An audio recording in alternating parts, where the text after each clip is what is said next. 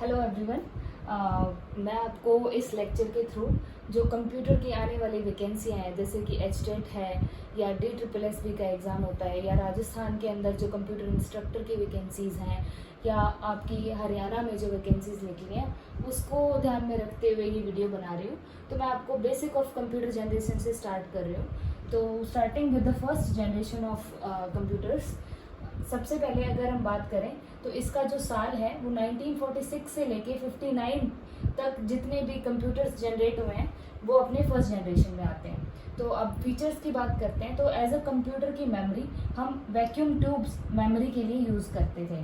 उसके बाद में जो प्रोग्रामिंग लैंग्वेजेस थी, तो जो 0 और 1s की फॉर्म में ही हम पहले लिखते होते थे, तो मशीन कोड का यूज़ होता था। ठीक है। उसके बाद में जो आपका ऑपरेटिंग सिस्टम है, बहुत सारे वैरायटी ऑफ ऑपरेटिंग सिस्टम्स आज के टाइम में आ गए हैं, मल्टी प्रोग्रामिंग, मल्टी प्रोसेसिंग, पर उस टाइम तक सिर्फ अपना बैच प्रोसेसिंग ऑपरेटिंग सिस्टम ही था, तो वही आपका आता था।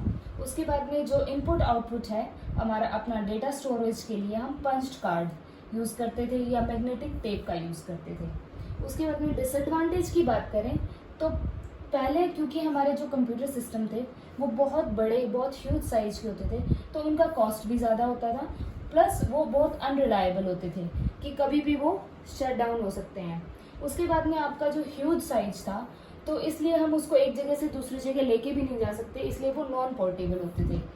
देन बहुत ज़्यादा अमाउंट में वो हीट जनरेट करते थे, तो आपका उस कंप्यूटर सिस्टम को मेंटेन रखने के लिए हमें बहुत ज़्यादा एयर कंडीशनिंग की रिक्वायरमेंट होती थी, और जिसकी वजह से हमें बहुत ज़्यादा इलेक्ट्रिसिटी की भी ज़रूरत होती थी।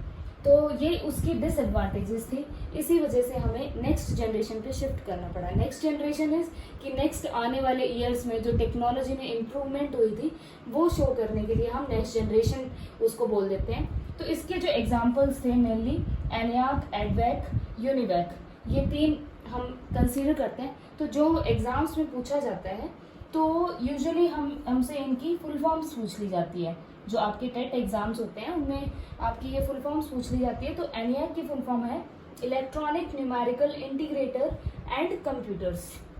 उसके बाद में जो EDVAC है, EDVAC की फुल फॉर्म है electronic discrete variable automatic computer, और UNIVAC की फुल फॉर्म है यूनिवर्सल ऑटोमेटिक कंप्यूटर।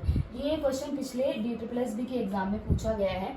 इसके अलावा जो क्वेश्चन पूछा जाता है कि कंप्यूटर की मेमोरी की फॉर्म में हम क्या यूज़ करते हैं, vacuum tubes. They give you 3 to 4 examples, तो उनमें से आपका वैक्यूम ट्यूब। उसके बाद में प्रोग्रामिंग लैंग्वेज के लिए machine code, batch processing operating system और पंच्ड कार्ड IO।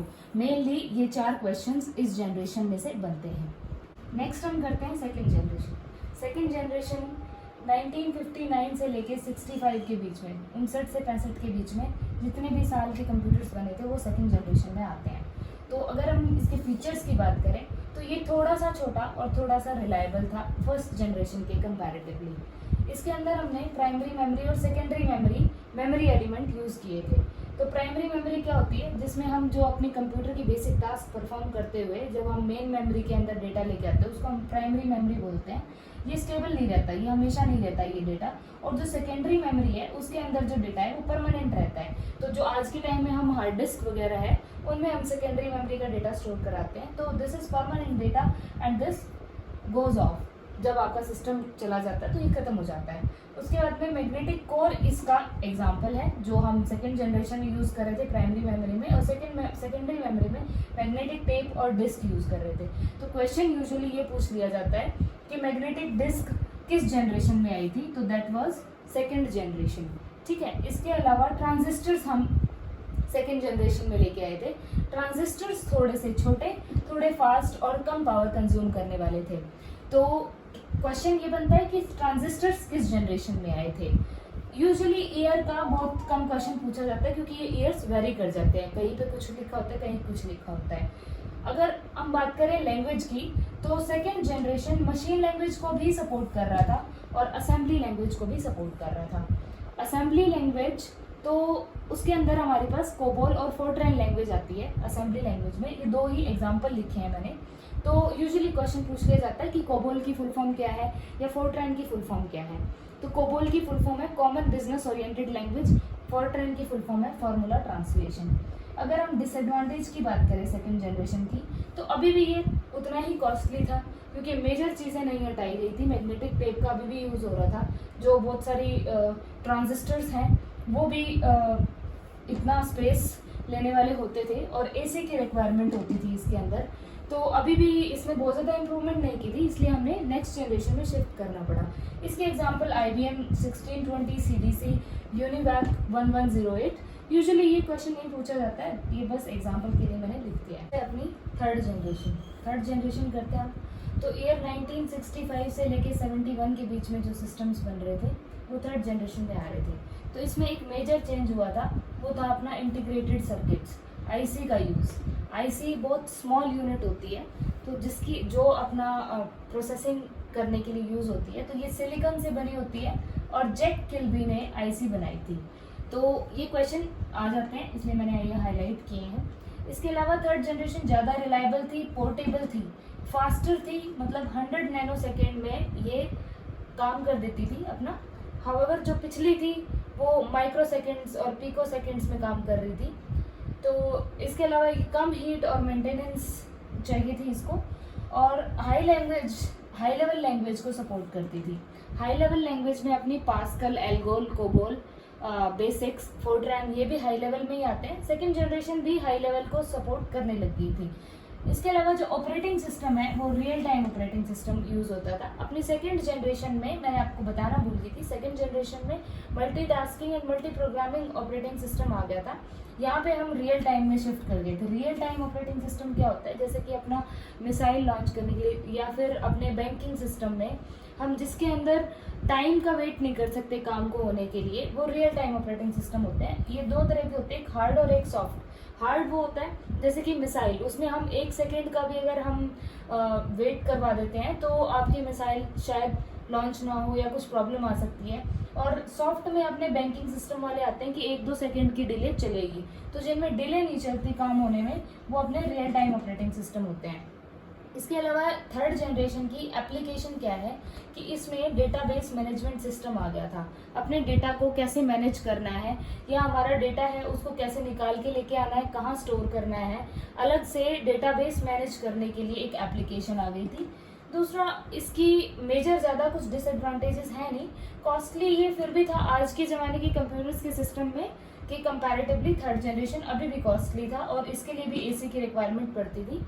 इसमें जो सेकेंड जनरेशन था उसमें हम सेमीकंडक्टर्स को यूज़ कर रहे थे जो ट्रांजिस्टर्स के लिए हैं। हालांकि आईसी के अंदर हमारे पास सिलिकॉन चिप यूज़ होती थी, तो इतना थोड़ा तो बेहतर था। एग्जाम्पल इसका IBM 360 और 370 है, और प्राइमरी मेमोरी के लिए हम मैग्नेटिक कोर को यूज़ करते थे। नेक्स्ट हम बात करते हैं फोर्थ जनरेशन की। फोर्थ जनरेशन कहने को हम कह सकते हैं 1971 से लेके अब तक, अदरवाइज हम 1990 तक भी कह सकते हैं, कुछ 80 तक भी कहते हैं। तो फीचर्स क्या क्या हैं इसके अंदर हम VLSI सर्किट और माइक्रो प्रोसेसर यूज़ करने लगे थे। VLSI क्या है, very large scale integration circuit. ये सर्किट क्या होते हैं कि एक बोर्ड के ऊपर थाउजेंड्स ऑफ ट्रांजिस्टर्स अटैच करके जो काम हम पहले बहुत सारा टाइम लगा के एक दिन में कर पा रहे थे, वो अब सेकेंड्स में होने लग गया था। और हम माइक्रो प्रोसेसर्स भी यूज़ करने लग गए थे।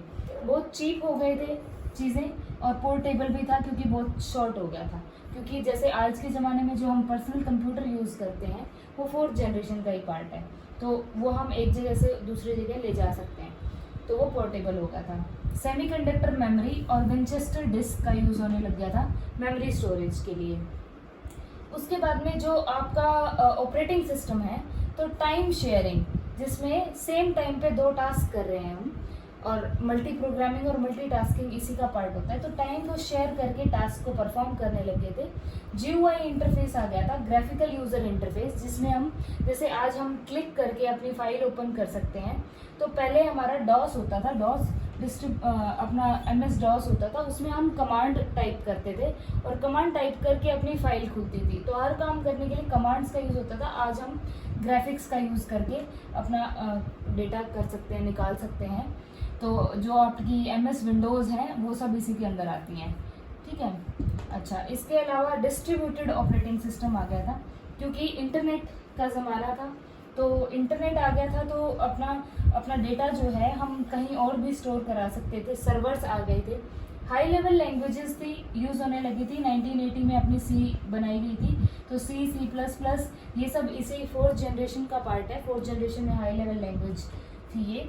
एग्जाम्पल में हम Cray-1 कह सकते हैं कि Cray-1 कंप्यूटर उस समय बना था। सुपर कंप्यूटर्स भी जनरेट होने लगे थे, PDP-11 इसका एक एग्जाम्पल है। नेक्स्ट हम पढ़ते हैं 5th जनरेशन। 5th जनरेशन जो आज के ज़माने में जितने भी कंप्यूटर सिस्टम यूज़ हो रहे हैं आज और जो आगे होंगे वो 5th जनरेशन का पार्ट है।